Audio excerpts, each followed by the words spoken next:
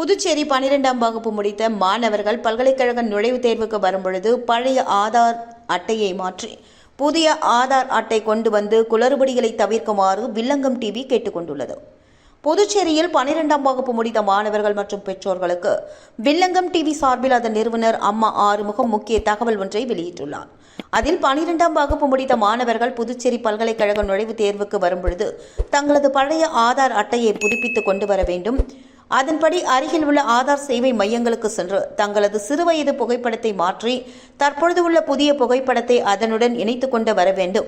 ஏனென்றால் பல ஆதார் அட்டைகளில் மாணவர்களின் குழந்தை புகைப்படம் உள்ளதால் அந்த ஆதார் கார்டுகளை நுழைவுத் தேர்வுக்கு அனுமதிக்காமல் மாணவர்களையும் பெற்றோர்களையும் அழகழிக்கப்படுகிறார்கள் என்றும், அது மட்டுமின்றி சிறுவயது புகைப்படம் இருப்பதால் பல்வேறு முறைகேடுகளையும் குளறுபடிகளையும் தவிர்க்கலாம் என்றும், மேலும் புதிய ஆதார் அட்டை மாற்றி அதனுடன் தங்களது 12ஆம் வகுப்பு தேர்வு ஹால் டிக்கெட் கொண்டு வருவதன் மூலமாக எந்தவித சிரமமும் இன்றி பல்கலைக்கழக நுழைவுத் தேர்வுக்கு விண்ணப்பித்து பயன்பெறலாம் என அவர் கூறியுள்ளார்.